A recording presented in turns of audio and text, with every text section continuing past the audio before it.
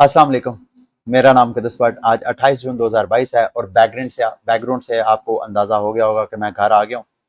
लेकिन इस दौरान मैं आप सब दोस्तों के कमेंट्स, आप लोगों की नेक ख्वाहिशात, बेस्ट विशेस पढ़ के मैं कभी कभी अपने आप से भी सवाल करता हूँ कि यार अल्लाह ताला ने ये मुझे जो ऑनलाइन कम्युनिटी से नवाजा है, क्या मैं ये डिज़र्व भी करता हूँ या नहीं। आप में से बहुत से लोग मेरे पे तनकीद भी करते हैं। ओबियसली उनकी नज़र में अगर मेरे में कहीं इसलाह की गुंजाइश है तो वो मुझे अपडेट करते हैं, मेरे पे तनकीद करते हैं। ये एक अलग बात है, आप इस पे बहस कर सकते हैं कि उनका तनकीद का अंदाज़ जो है वो दुरुस्त है या नहीं है, ये एक अलग चीज़ है। लेकिन फिर भी मेरी नज़र में तो मैं सबकी रिस्पेक्ट करता हूँ और आप सबका हाथ जोड़ के, इवन जो मेरे पे तनकीद करते हैं मेरी इस्लाह के लिए, मैं उनका भी हाथ जोड़ के शुक्रिया अदा करता हूँ कि वो एटलीस्ट, बेशक जिस माइंड के साथ भी मेरी वीडियोज़ को वॉच करते हैं, मेरी कम्युनिटी का हिस्सा हैं। आप सबकी मोहब्बतों चाहतों का बहुत शुक्रिया। और आप में से बहुत से लोग मुझे कह रहे थे कि सर सफ़र के दौरान रास्ते में मेरे से मुलाकात करें। मैं अब आपको दिल की बात बताता हूँ, मेरी एक्चुअली फैमिली कंफर्टेबल नहीं है, मेरी मिसेस कंफर्टेबल नहीं है।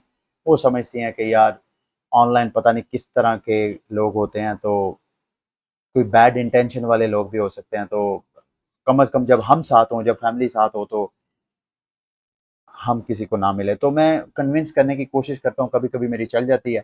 जहाँ चल जाती है वहाँ हम मुलाकात कर लेते हैं, जहाँ नहीं होती है तो उन सब से माज़रत। ये ना समझिएगा कि शायद मैं कोई बड़ा प्राउडी हूँ, ऐसा नहीं है, अल्लाह ना करे। मेरी तो ख्वाहिश है कि जैसे-जैसे मेरी कम्युनिटी ग्रो करती जा रही है, अल्लाह ताला इसी तरह मेरे अंदर आजिज़ी, इसी तरह मेरे अंदर प्यार मोहब्बत फैलाने वाला जज़्बा भी कम्युनिटी के साथ-साथ ग्रो करता जाए। ठीक है। क्रिप्टो मार्केट की तरफ आते हैं। मैंने आपको शायद पिछली कई वीडियो से बता रहा हूँ कि KuCoin मेरे साथ मंथली कॉन्ट्रैक्ट में है। मेरी जॉब ये है कि मैं KuCoin के हवाले से आप लोगों को एजुकेट करूँ, ताकि अगर आप एक्सचेंजेस में अपने फंड्स को डाइवर्सिफ़ाई करते हैं, क्योंकि मैंने आप लोगों को कहा था कि आपने अगर एक्सचेंजेस को यूज़ करना है तो आपने फंड्स जो हैं किसी एक एक्सचेंज में नहीं रखना। यानी मैं आपको ये कतई नहीं कहूँगा कि मैं KuCoin के साथ कॉन्ट्रैक्ट में हूँ तो आप सारे फंड जो हैं वो KuCoin में डाल दें। No, no. आपने हमेशा अपने पोर्टफोलियो को डाइवर्सिफाई करना है। कुछ फंड जो हैं वो ट्रेडिंग के लिए आप बाइनांस में रख दें, मतलब ऐसे डिफरेंट एक्सचेंजेस में आप फंड्स को रख सकते हैं। बाइनांस के ऊपर भी आपको एजुकेट करने के लिए मेरे पास वीडियोज़ हैं मेरे चैनल पे, OKX पे भी हैं। पिछले दिनों मैं बिटगेट को भी प्रमोट कर रहा था, जिस पे बहुत से लोगों ने गालियाँ भी दी और गंदी-गंदी गालियाँ दी। तो KuCoin पे भी कर रहा हूँ। मैं मेरा ख्याल है पिछले 2-3 दिन से जो ऑप्शनल ट्रेडिंग है KuCoin के ऊपर, उस हवाले से एजुकेट कर रहा था। कुछ लोग पूछ रहे थे कि ऑप्शनल ट्रेडिंग में थोड़ा-सा मज़ीद गाइड करें। बहुत सिंपल मेथड है। सबसे मैं आपको बल्कि करके दिखाता हूँ। आपने ट्रेड पे जाना है, ट्रेड पे जाके यहाँ मार्जिन ट्रेडिंग में आना है। यहाँ पे आपने एक्चुअली सबसे पहले कोई कोलेटरल ऐड करना है। अगर आपने उधार लेना है तो कोई कोलेटरल ऐड करना है। कोलेटरल आप कोई भी कर सकते हैं। फॉर एग्जांपल मेरे पास इस वक्त 100 KCS टोकन, जो KuCoin का अपना टोकन है, वो मौजूद है। तो वो सबसे पहले मैंने ट्रांसफर करना है, क्योंकि ये देख रहे हैं, you don't have any funds in your cross margin account. सबसे पहले मैंने क्रॉस मार्जिन में कोई ना कोई अपना कोलेटरल ऐड करना है। तो आपके पास कोई भी टोकन है, अगर आपके पास टोकन नहीं है, सिंपल आप KuCoin के डिपॉजिट पेज में जाएं। मतलब अगर आप BTC करना चाहते हैं तो डिपॉजिट, फिर टोकन कौन सा करना चाहते हैं BTC, फिर किस नेटवर्क से के जरिए डिपॉजिट करना चाहते हैं, नेटवर्क चूज करें। फिर जहां आपके पास फंड्स पड़े हुए हैं, फॉर एग्जांपल बाइनांस में या आपके पर्सनल वॉलेट में, वहां पे सेंड की ऑप्शन होगी या विड्रॉ की ऑप्शन होगी। तो वहां विड्रॉ की ऑप्शन पर क्लिक करें। फिर उसके बाद कौन सा कॉइन विड्रॉ करना है उस पर सिलेक्ट करें। फिर कौन सा नेटवर्क आपने डिपॉजिट के दौरान चूज किया, सेम वही नेटवर्क उधर चूज करके इधर का एड्रेस उधर पेश करें। जब आप एड्रेस पेश करें तो एक बार एड्रेस को वेरीफाई कर लें, क्योंकि अक्सर जो हैकर हैं वो एड्रेस स्पूफिंग करते हैं। यानी आपके क्लिपबोर्ड पे हैकर जो है इस तरह का कोड लगा देता है कि जब भी आप कोई क्रिप्टो वॉलेट कॉपी करते हैं अपना, तो वो आपके वॉलेट की बजाय अपना वॉलेट जो है आपके क्लिपबोर्ड में डाल देता है। जब आप पेश करते हैं तो आपका एड्रेस पेश नहीं होता, बल्कि उस हैकर का होता है। जब आप पेमेंट सेंड कर देते हैं, पता चलता है फंड्स तो आपके अकाउंट में आए नहीं है। तो इस तरह आपने वहां से विड्रॉवल लेनी है तो आपके पास यहाँ पे फंड्स आ जाएंगे। अगला काम है कि आपने फंड्स को ट्रांसफर करना है from your main account to, अगर आपके पास ट्रेडिंग अकाउंट, मेरे ट्रेडिंग अकाउंट में तकरीबन $3800 पड़ा है। थोड़ी देर के लिए मैं अगर इस, बल्कि मैं मेरे मेन अकाउंट में KCS टोकन पड़े हैं, चूंकि हमने कोलेटरल रख के USDT लेना है। तो यहाँ पे फॉर एग्जांपल मैं 100 KCS टोकन ट्रांसफर करता हूँ from main account to cross margin account. आपके पास कहीं किसी वॉलेट में भी फंड्स पड़े हैं तो आपने वहां से क्रॉस मार्जिन में फंड्स लेके आना है।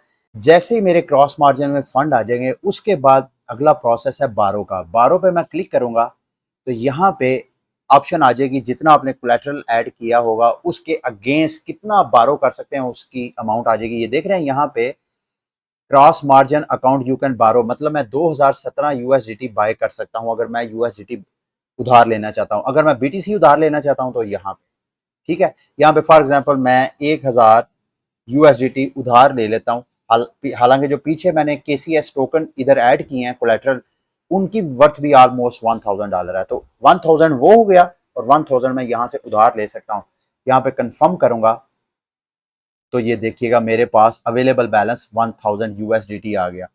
और पीछे ये बात ध्यान में रखिएगा, जब आप यहाँ से फंड्स बारो करते हैं तो पर डे के हिसाब से, मेरा ख्याल है पर डे है या हर 4 घंटे बाद आपकी खास परसेंटेज आपके ऊपर लाइबिलिटीज बढ़ती जाती हैं, उस कर्ज के ऊपर इंटरेस्ट जो है वो आपने देना है। और जब इंटरेस्ट की बात करें तो कुछ लोगों को सूद पे एतराज़ है, जो लोग कंसर्न है सूद के हवाले से, जब कभी भी इंटरेस्ट का मामला आए तो उसमें उनको एहतियात करनी चाहिए। क्योंकि जैसे मैंने चंद दिन पहले भी बताया कि हर बंदे का एक अपना स्कूल ऑफ थॉट है रिलीजन से मुतल्लिक।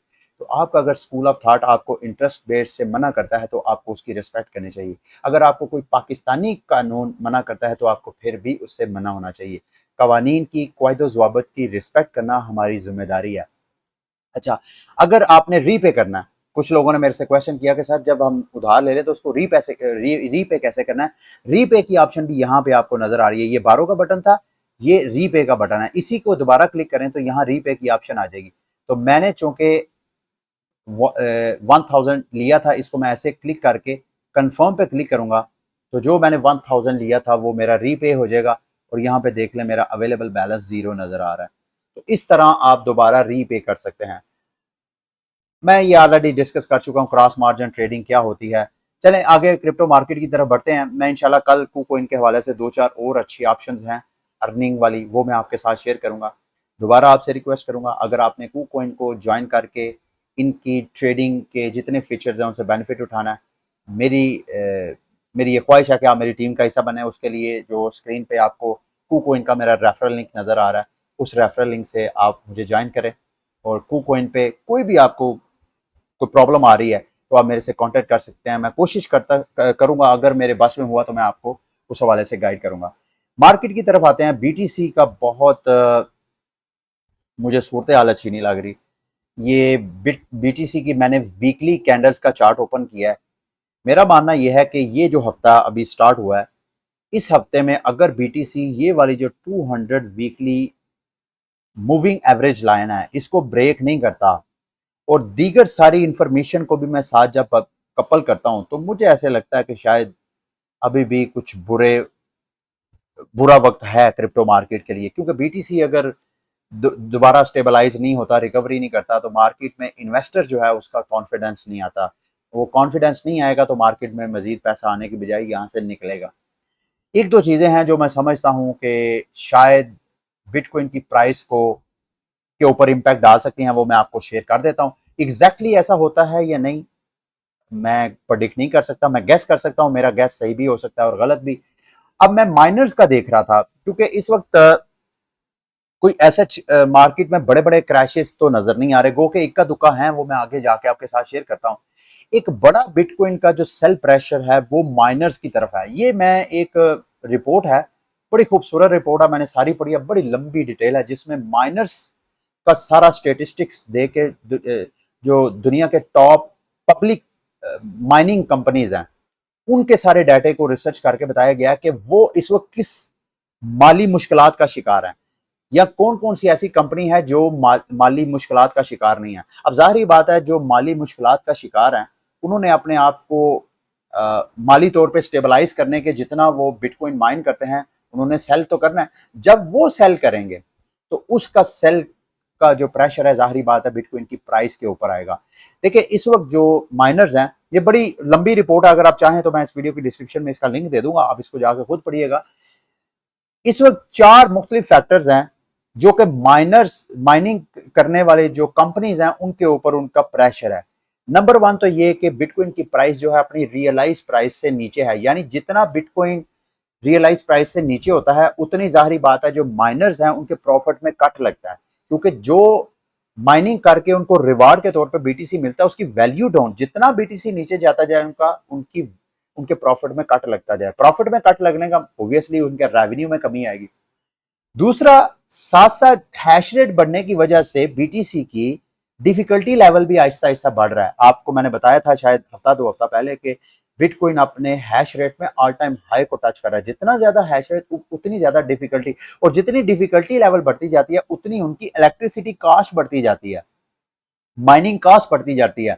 एक तो प्राइस डाउन होने की वजह से वैल्यू उनके प्रॉफिट में कट, दूसरा डिफिकल्टी लेवल बढ़ने की वजह से उनकी जो एनर्जी है, बिजली की कॉस्ट है, वो बढ़ जाती है। और दूसरा, एनर्जी कंजम्पशन भी ज्यादा, और साथ जो एनर्जी की कॉस्ट है पर यूनिट वो भी बढ़ने की वजह से माइनर जो है वो काफी प्रेशर में है। तीसरा, interest, rising interest rates and decrease investor interest, और चूंकि जो दुनिया की ग्लोबल इकोनॉमिक चेंजेस हैं जिस वजह से अमेरिका इंटरेस्ट रेट बढ़ रहा है, और जब अमेरिका में इंटरेस्ट रेट बढ़ता है तो जो रिस्क ऑन मार्केट्स होती हैं वहां से इन्वेस्टर जो है पैसा निकाल के वो डॉलर में पार करने की कोशिश करता है। तो ये इन प्रेशर्स की वजह से ऐसा एक्सपेक्ट किया जा रहा है कि माइनर्स अभी शायद मजीद मार्केट में बीटीसी को सेल प्रेशर दें। तो ये एक सेल प्रेशर है जिसको आपने ज़हन में रखना है। अच्छा, उसके बाद एक और बड़ा इकोनॉमिक प्रेशर है Russia. Russia for the first time कहा जाता है कि इस पूरी 100 साल की सदी में पहली बार रशिया जो है बैरूनी कर्जा जात में डिफॉल्ट होने जा रहा है, और होना ही था। उसकी वजह आपके सामने है, जब रशिया ने यूक्रेन पे अटैक किया, और इस बहस में नहीं पड़ते कि रशिया ने सही किया या गलत किया, पॉलिटिक्स हमारा सब्जेक्ट नहीं है इस वीडियो में खसूसन। उसके करने के बाद वेस्टर्न वर्ल्ड ने रशिया के ऊपर जो है वो सैंक्शंस लगा दी कि कोई भी बैंक जो है फैसिलिटेट नहीं करेगा, क्रॉस बॉर्डर पेमेंट्स नहीं होंगी। अब मैंने आपको जिस दिन ये लगा था उससे चंद दिन, जब ये वॉर का आगाज हुआ था उससे चंद दिन बाद मैंने आपको बताया था कि अगर सारी दुनिया मिलकर रशिया के ऊपर इकोनॉमिक सैंक्शन लगाती है तो ना सिर्फ इसका इम्पैक्ट रशिया की मैशत के ऊपर होगा, बल्कि पूरी दुनिया के बड़े बड़े इदारे जिन्होंने रशिया को सर्विसेज प्रोडक्ट्स बेची हुई हैं उधार में, वो रशिया से पैसा कैसे वापस लेंगे। तो एग्जैक्टली वही ऐसा हुआ। मेरा ख्याल है, अगर मैं गलत नहीं हूं फिगर्स में, तो ट्रिलियंस ऑफ डॉलर की अमाउंट थी जो कि इन्होंने पे करनी थी पूरी दुनिया को, के इंस्टीट्यूशंस को, कंट्रीज को। तो अगर ये रशिया पे सैंक्शंस लगा देंगे तो ना सिर्फ ये डिफॉल्ट होगा रशिया, बल्कि वो इंस्टीट्यूशंस भी डिफॉल्ट होंगे। बिल्कुल एग्जैक्टली जैसे हमारे क्रिप्टो प्रोजेक्ट्स में जो ओवर लेवरेज क्रिप्टो प्रोजेक्ट्स थे जिन्होंने लेवरेज ले लेके अपनी सारी इकोनॉमी को स्टैंड किया था, जैसे ही मार्केट से लिक्विडिटी निकली, जैसे ही मार्केट से कैपिटल निकला तो वो सारे क्रैश कर गए। तो बिल्कुल एग्जैक्टली ऐसे ही हो रहा है, और ये भी मुझे ऐसे लग रहा है इकोनॉमिक हालात जो हैं ये भी एक फैक्टर हो सकता है क्रिप्टो मार्केट को डाउन करने का आने वाले वक्तों में। अच्छा, एक और न्यूज़ मैंने आपके साथ शेयर करनी है जी। Crypto lending firm 3 arrows capital को वॉयजर कैपिटल ने बाकायदा नोटिफिकेशन जारी किया कि भाई आपने जो 650 मिलियन का हमारा कर्जा देना है वो हमें कर्जा वापस करो। और 3 एरोज कैपिटल कैसे कर्जा वापस करेगा, उसके जो माली हालात हैं वो भी ऑलरेडी आप सब लोगों के सामने है। तो ये भी मार्केट के ऊपर एक तरह का पैनिक और प्रेशर जो है वो बिल्ड कर सकते हैं। एक और बड़ा प्रेशर जिसके बारे में टाइम टू टाइम आप लोगों को मैं गाइड करता आ रहा हूँ, और आप लोगों को रेपिटेशन की वजह से शायद बोरियत भी होती होगी। अभी ये जो टेथर के जो मालिक है, सीईओ है शायद, उनके यूं समझ लें कि जो टॉप मैनेजमेंट है उनकी तरफ से अभी सोशल मीडिया पे अपडेट किया जा रहा है कि जो ट्रेडिशनल रवायती हेज फंड्स हैं जिनके पास ट्रिलियंस ऑफ डॉलर का सरमाया है, वो टेथर को दबोने के पीछे पड़ा हुआ है। यानी आप जैसे ही टेरा का क्रैश आया उसके बाद उस वक्त से लेके अभी तक तकरीबन 20 अरब डॉलर यूएसडीटी के जो मार्केट कैप है उससे निकल चुका है। कुछ लोग तो शायद ये जो एंटी टेथर हैं, जो एंटी यूएसडीटी हैं, उनकी ओपिनियन तो ये है कि ये जो 20 अरब डॉलर का सरमाया टेथर के मार्केट कैप से निकला है वो इन्हीं का है। अब बाकी जो है इन्होंने अपना पैसा निकाल लिया टेथर ने, अब बाकी जो पीछे मार्केट कैप है वो सिर्फ हवा है। और जब कभी फॉर एग्जांपल टेथर के ऊपर कोई प्रेशर आता है कि लोग एकदम पैनिक होकर टेथर से पैसा निकालना जाएंगे तो टेथर जो है वो क्रैश हो जाएगा। जब क्रैश होगा तो मैनेजमेंट तो ऑलरेडी अपना 20 अरब डॉलर निकाल के बैठ चुकी है। ये इल्जाम है, आई डोंट नो एग्जैक्टली ऐसा होता कि नहीं। तो ये भी जो डेवलपमेंट हो रही है, इस डेवलपमेंट का भी शायद, अगर ये डेवलपमेंट बिल्कुल एग्जैक्टली ऐसे ही हो रहा है जैसे कि प्रेडिक्ट किया जा रहा है, तो इसका इम्पैक्ट टेरा से भी ज्यादा होगा, क्योंकि टेरा का क्रैश सिर्फ 20 अरब डॉलर का यूएसडी का मार्केट कैप था और लूना का मेरा ख्याल है 30 के करीब था। टोटल 50 अरब डॉलर का वो क्रैश था। और अगर टेथर का भी क्रैश हो जाता है तो मार्केट में बहुत से ऐसे ट्रेडिंग प्लेटफॉर्म है जहां पे यूएसडीटी ही ट्रेडिंग पेयर में अवेलेबल है, तो मार्केट का एक बहुत बड़ा क्रैश हो सकता है, खुदा ना खास्ता अगर यूएसडीटी जो है वो इस तरह क्रैश हो जाता है। तो आपने इसके हवाले से भी तैयारी करनी है। तैयारी क्या है, अपने फंड्स को खुदारा यूएसडीटी से निकाल के दीगर स्टेबल कॉइन्स में सेव करें, यूएसडीसी में कर लें, बीयूएसडी में कर लें, एक स्टेबल कॉइन में ना रखें, स्टेबल कॉइन में भी जो आपकी सरमायाकारी है उसको डाइवर्सिफाई करें। अच्छा जी, आगे आते हैं। ये तो थे खैर ब्लीक और बड़ी डार्क सिचुएशन जो मैंने आपके साथ शेयर किया। अब थोड़ी सी पॉजिटिव न्यूज की तरफ आते हैं। ये बिटकॉइन इस वक्त गो के जिस प्राइस के ऊपर ट्रेड हो रहा है, यकीन माने अगर आप किसी से इन्वेस्टमेंट एडवाइस मांगे और उसको ये पता हो कि यार आने वाले वक्तों में बीटीसी की प्राइस जो है यहीं पे स्टे नहीं करनी, इसने लाजमी ऊपर जाना है, जैसे कि हिस्ट्री में ऐसे होता आया, कई बार बीटीसी अपने 85% तक क्रैश हुई है, तो इस वक्त भी ऑलमोस्ट उसी के पास पास ट्रेड हो रही है। तो अगर आप उसको बेस्ट फाइनेंशियल एडवाइस देना चाहे, मैं कोई फाइनेंशियल एडवाइजर नहीं हूँ, मेरी ओपिनियन बहुत सी ऐसी होती हैं जो बिल्कुल गलत भी होती हैं, तो आपने मुझे कोई फाइनेंशियल एडवाइस नहीं लेना। अगर आप किसी फाइनेंशियल एडवाइजर से पूछे तो इस वक्त बिटकॉइन जिस जिस प्राइस पे मिल रहा है, इतना सस्ता बीटीसी जो है वो मैं समझता हूँ कि लाइफ टाइम अपॉर्चुनिटी है इन्वेस्टर्स के लिए जो कि अपनी लॉन्ग टर्म सेविंग करना चाहते हैं। अपनी लोएस्ट प्राइस पे हिस्टोरिकली भी देखे, जब कभी भी बीटीसी क्रैश किया है, यानी मार्च में जब कोविड आया तो उस वक्त जब क्रैश किया तो अपनी जो बीटीसी की रियलाइज प्राइस थी उस रियलाइज प्राइस से नीचे ट्रेड हो रहा था। उसके बाद फिर पंप किया, फिर उसके बाद पिछला जो 2018-19 का था उसमें भी रियलाइज प्राइस से नीचे प्राइस गई बीटीसी की। एग्जैक्टली जो पुराने बेयर मार्केट्स थी, बीटीसी एग्जैक्टली उसी प्राइस पे ट्रेड हो रहा है, यानी कि एक बेस्ट अपॉर्चुनिटी है बीटीसी को बाय करने के लिए। अब ये बीटीसी को आपने बाय, अगर आपने शॉर्ट टर्म माइंड रख के करना है तो खुदारा बीटीसी में इन्वेस्टमेंट ना करिएगा, आपके लिए परेशानी हो सकती है, क्योंकि जैसे कि स्टार्ट में मैंने आपको बताया कि बहुत से ऐसे फैक्टर्स हैं जो मार्केट को मजीद नीचे क्रैश कर सकते हैं। ये ना हो कि अभी आप बीटीसी बाय कर लें और बाद में बीटीसी नीचे क्रैश करना शुरू हो जाए और आप मुझे आके जो है अपना गुस्सा सारा मेरे पे निकालना शुरू कर दें। दीगर जो एक अच्छी चीज मुझे नजर आ रही है कि बिटकॉइन का जो एक्सचेंजेस में जो स्टॉक अवेलेबल है वो इस वक्त हिस्टोरिकली लोएस्ट प्राइस पे है, यानी पिछले 3-4 सालों में जितना बीटीसी एक्सचेंजेस का जितना ज्यादा सप्लाई होगी उतनी उसकी वैल्यू, जाहिर बात है जिस चीज की सप्लाई जितनी ज्यादा होती है उतनी उसकी प्राइस कम होती है।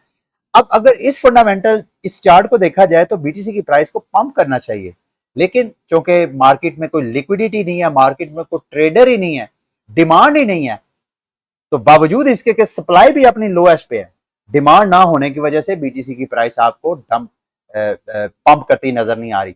और इसी वजह से मैं आपको कह रहा था जैसे ही मार्केट ने रिकवरी की तरफ आना है तो ये रिकवरी जो है सबको एक बार सरप्राइज कर देगी, क्योंकि इस बार जो रिकवरी होनी है इसमें बड़े बड़े जो सरमायादार इदारे हैं उन्होंने इन्वेस्टमेंट करनी है। तो जब वो इन्वेस्टमेंट की तरफ जाएंगे तो एक्सचेंजेस में तो सप्लाई नहीं है, तो सप्लाई कम हो जाएगी, डिमांड जब बढ़ जाएगी तो प्राइस को बड़े बड़े पंप आपको नजर आएंगे। तो ये पॉजिटिव चीजें हैं। आगे जाते हैं। एक और चीज मैंने आपके साथ शेयर करनी है, चंद दिन पुरानी ये न्यूज है, मेरा ख्याल है 15 जून की है। ये है जी, युगांडा में तकरीबन 12.8 ट्रिलियन का गोल्ड रिजर्व वहां से निकले हैं। इसका एक तो जाहिर बात है, अगर तो ये इस न्यूज में वाकई हकीकत है जो कि मेन स्ट्रीम मीडिया रिपोर्ट कर रहा है, तो इससे तो यह है कि युगांडा जो है वो दुनिया का अमीर तरीन ममालिक में शामिल होगा। उसकी वजह यह है कि इस वक्त जो पूरी दुनिया के पास गोल्ड के रिजर्व हैं वो मेरा ख्याल है कि 11 ट्रिलियन के करीब है। ये देखें, तकरीबन 11.59 ट्रिलियन के गोल्ड रिजर्व है पूरी दुनिया के पास। और अगर युगांडा में 12 ट्रिलियन का गोल्ड निकल आया, इसका एक इंपैक्ट तो ऑब्वियसली जैसे मैंने आपको, युगांडा की इकोनॉमी स्ट्रांग होगी। दूसरा इसका एक इंपैक्ट ये हो सकता है कि जो गोल्ड होल्डर्स हैं उसकी प्राइस डंप हो सकती है, क्योंकि जैसे गोल्ड की सप्लाई डबल हो गई है, जैसे हम रवायती सेंट्रल बैंक पैसे छापता है तो पुराने पैसे की वैल्यू जो है वो गिर जाती है। अगर इसी तरह गोल्ड मजीद उसकी सप्लाई बढ़ गई तो इसका मतलब है गोल्ड के पीछे जो वैल्यू थी वो वैल्यू भी डेप्रिशिएट हो जाएगी। तो गोल्ड में अगर आपने इन्वेस्टमेंट वगैरह करनी है या की है तो इसको जेन में रख के करना है। लेकिन इसको अगर बीटीसी के साथ कंपेयर करें मेरे दोस्तों भाइयों, बीटीसी में ऐसा नहीं है। बीटीसी की सप्लाई 21 मिलियन रहनी है। गोल्ड तो आज युगंडा में न्यूज आई है, कल को अल्लाह करे पाकिस्तान से न्यूज आया कि जनाब पाकिस्तान में भी 1 ट्रिलियन का 2 ट्रिलियन के गोल्ड के रिजल्ट निकल आए हैं। यहाँ तेल की खबरें तो खान साहब की हुकूमत के स्टार्ट में आई थी खबरें, और जो वुज़रा थे पीटीआई के वो तो पता नहीं चंद हफ्तों में पाकिस्तान माला माल कर रहे थे, लेकिन वो उन न्यूज में कोई जान नहीं थी।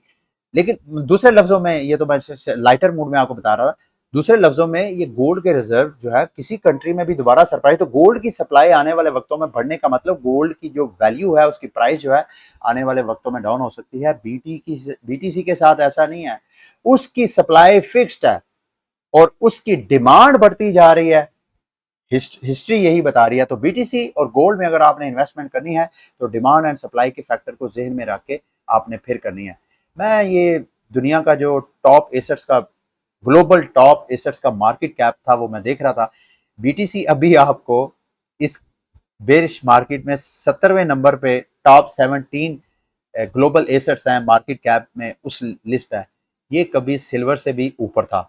मेरा ख्याल है गूगल को भी इसने शायद क्रॉस किया था जब इसकी जो मार्केट कैप थी 1 ट्रिलियन से भी ज्यादा हुई थी।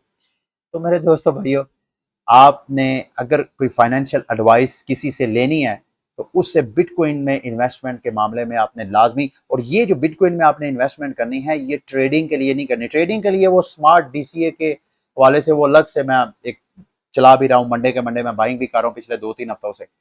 अगर आपने लॉन्ग टर्म बच्चों के लिए सेविंग करनी है तो BTC should be your must choice. अगर आपने, और सारा पैसा फिर बीटीसी में भी नहीं करना, उसको डाइवर्सिफाई करना, उसको रियल स्टेट में भी डालें, उसको स्टॉक एक्सचेंजेस में भी डालें, उसको गोल्ड में भी डालें अगर आपने बच्चों के लिए लाइफ सेविंग करनी है, क्योंकि किसी एक एसेट के ऊपर आपको रिलाई नहीं करना चाहिए। अच्छा जी, आगे आते हैं। ये विटालिक बटरन ने एक छोटा सा एक मजाक किया ईओएस जो ब्लॉकचेन लेयर 1 ब्लॉकचेन है उसके ऊपर, और ये एक बड़ा हॉट टॉपिक बना हुआ है सोशल मीडिया के ऊपर। किसी ने पूछा कि ईओएस क्या है। ईओएस जो है मेरे पुराने, यानी मेरा ख्याल है 2014-15 में जब मैंने क्रिप्टो में इन्वेस्टमेंट की थी तो उन प्रोजेक्ट्स में मैंने ईओएस में भी इन्वेस्टमेंट की थी। 2015 की बात नहीं, 2017-18 में मैंने एक्सआरपी में की थी, ईओएस में की थी, इस तरह के और आल्ट कॉइन्स में मैंने की थी इन्वेस्टमेंट।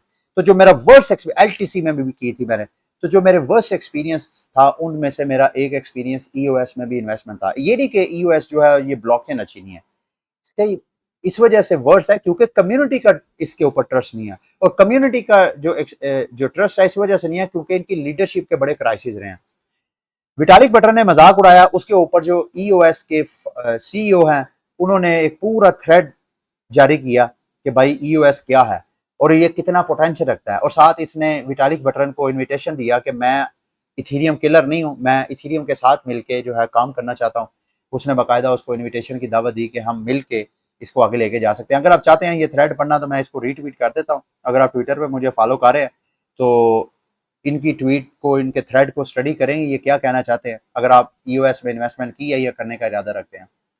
अच्छा जी, अगला ये कॉइन फ्लैक्स, ये एक फिजिकल फ्यूचर ट्रेडिंग प्लेटफॉर्म है। इन्होंने अपनी विड्रॉवल रोक दी। विड्रॉवल रोकी तो यूजर परेशान हो गए। अब विड्रॉवल क्यों रोकी कि इनके बकौल जनाब इनके यहाँ लिक्विडिटी का क्राइसिस है, और जिस बंदे की वजह से है उनकी ये तारीफ भी कर रहे हैं, और साथ ये कह रहे हैं जी कि हम चाहते हैं कि हमारा जो लिक्विडिटी का क्राइसिस है उसको रिजॉल्व करने के लिए ये अपना एक टोकन लॉन्च करेंगे। टोकन का नाम होगा रिकवरी वैल्यू यूएसडी। वो उसकी पब्लिक सेलिंग, जैसे आम कोई क्रिप्टो प्रोजेक्ट लॉन्च होता है तो वो फंड रेजिंग के लिए अपनी पब्लिक सेल करता है ना, सस्ते दामों टोकन देता है। तो ये कहते हैं हम ये टोकन लॉन्च करके हम आप लोगों को वो टोकन सेल करेंगे और आपसे सरमाया लेके जो हमारा लिक्विडिटी क्राइसिस है उसको हम रिजॉल्व करेंगे। और ये मेरा ख्याल है we are still targeting withdrawals for, ये कह रहे हैं कि हम, मेरा ख्याल है चंद दिनों में वो टोकन की सेल करके तो ये इस क्राइसिस से निकालेंगे।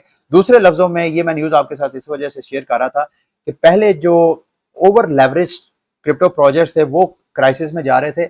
अब उसके साथ साथ ये जो ट्रेडिंग प्लेटफॉर्म्स हैं, जो एक्सचेंजेस हैं, वो भी अगर आहिस्ता आहिस्ता इस तरह क्राइसिस में जाती जाएंगी तो मार्केट का क्या बनेगा। बल्कि मुझे याद है जब ये एकदम पैनिक क्रिएट हुआ था, बीटीसी की प्राइस काफ़ी ज़्यादा डाउन हो गई थी, तो उस वक्त बाइनांस ने भी बीटीसी का विड्रॉवल जो थी वो रोक दी थी।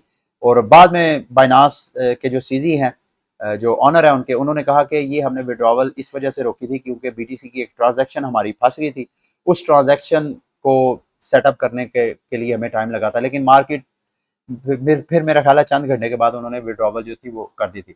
अच्छा जी, FTX जो है उसके हवाले से मैं चंद दिनों से आपको बता रहा हूँ कि कैसे वो क्रिप्टो मार्केट के मुख्तलिफ प्रोजेक्ट को बेल आउट कर रहे हैं। अगला बेल आउट पैकेज जो है वो रोबनहुड के बारे में रिपोर्ट किया जा रहा है। कहा जा रहा है कि रोबनहुड जो ट्रेडिंग प्लेटफॉर्म है, मेरा ख्याल है वो 20 लाख से ज्यादा के लोग हैं, उनके यूजर्स हैं, तो वो भी लिक्विडिटी क्राइसिस में है। तो उनको भी सुना ये जा रहा है, इनसाइडर रिपोर्ट है कि शायद FTX जो है रोबनहुड को भी बाय कर ले। तो वैसे तो उन्होंने कहा है जी कि हम बाय नहीं कर रहे, हम सिर्फ इनके साथ पार्टनरशिप करने का इरादा रखते हैं। लेकिन ब्लूमबर्ग जो है उन्होंने कहा, इनसाइडर के सोर्सेस को बुनियाद बना के इनसाइडर ने बताया कि रोबनहुड को वो बाय कर लेंगे।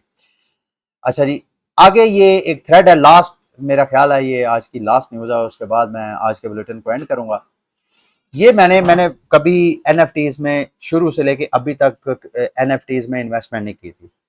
क्यों नहीं की थी मैं आपको बता देता हूँ। देखिए, मैं समझता हूँ कि NFT बिल्कुल जैसे हम आम आर्टवर्क है ना, एक पेंटर है वो खूबसूरत सी पेंट बनाता है, उस पेंट की वैल्यू जो है, जो पेंट का शौक रखने वाला है वो तय करता है। जितने ज्यादा उसकी डिमांड बढ़ेगी उसकी पेंट की, उतनी जाहिर बात है उसकी वैल्यू होगी, और जितना बड़ा पेंटर होगा उतनी ही उसकी बनाए हुए आर्ट की वैल्यू होगी। तो मैं समझता था कि यार बीटीस, ये जो NFTs हैं ये फजूल चीजें हैं, लेकिन इसमें बहुत से लोगों ने पैसा कमाया।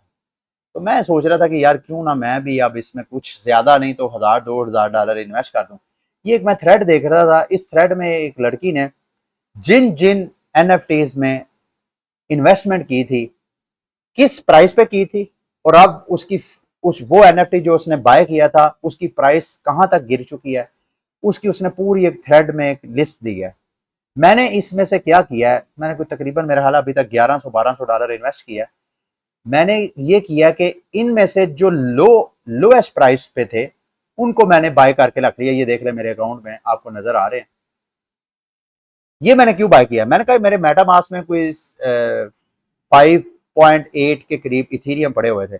मैंने कहा इस वक्त NFTs की प्राइसेस भी लोएस्ट प्राइस पे ट्रेडिंग हो रही हैं, और शायद अगर मार्केट इसी तरह बैरिश हो तो NFTs की प्राइसेस मजीद नीचे क्रैश करें, ये जितने NFT प्रोजेक्ट्स हैं वो सारे क्रैश करें।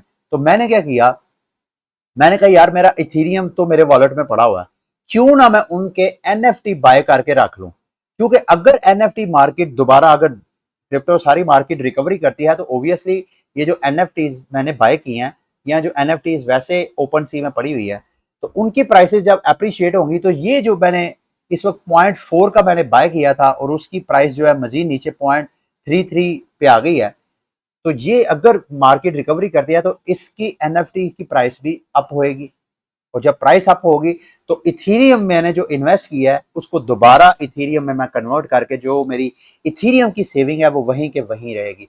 ये उस सूरत में अगर NFTs की प्राइसेस पंप करती हैं तो। अच्छा, अब मैंने एक NFT बाय क्यों नहीं किया, मैंने क्यों डाइवर्सिफाई किया, इस वजह से किया कि इनमें से अगर 2-4 भी दोबारा पंप कर जाते हैं, बाकी सारे पंप उस तरह नहीं करते हैं, तो मेरे 2-4 पंप किए NFTs ही शायद मेरा सारा जो इन्वेस्टमेंट है वो भी पूरी कर दें और शायद मुझे कोई प्रॉफिट भी दे दें। तो ये मैं इस वजह से आपके साथ शेयर करना चाह रहा था। इसको कोई फाइनेंशियल एडवाइस नहीं लेनी, ना ही कोई ये पेड प्रोजेक्ट है, ना ही मेरी कोई मोटिवेशन है।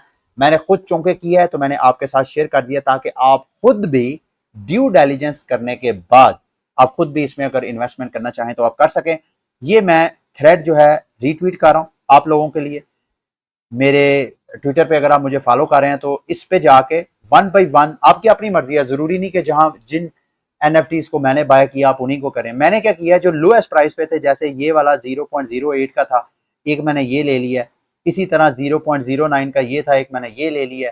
इसी तरह जो लोएस्ट प्राइस पे थे और जिनका प्राइस भी अच्छी खासी डंप हुई है, ये देखें, ये जो मैंने बाय किया 0.15 से 0.3 पे चले गया, इसका मतलब लोएस्ट प्राइस, जितना ज्यादा क्रैश हुआ मैंने वो NFT बाय किया। और ये भी बाय मैंने रिस्क के तौर पे किया है, ठीक है, और ये लॉन्ग टर्म के लिए किया है। जब तक कि ये जितने इथेरियम का मैंने ये एनएफटीज बाय किए हैं, मुझे 2 टाइम 3 टाइम इसकी प्राइसेस पंप नहीं करती हैं, बेशक उसको 5 साल 10 साल भी लग जाए, ठीक है, तो मैं उनको होल्ड करूंगा। जैसे कि इसने, लड़की ने ये सारी एनएफटीज बाय की हैं और अब वो होल्ड करके बैठी है, तो इस तरह मैं लोएस्ट प्राइस पे बाय करके उसको लॉन्ग टर्म के लिए सेव करने का इरादा रखता हूँ, ठीक है। ये था आज का बुलेटिन। उम्मीद करता हूँ कि आज का बुलेटिन भी आपके लिए इंफॉर्मेटिव रहा होगा। अगली वीडियो तक के लिए मुझे इजाजत दें। अल्लाह हाफिज।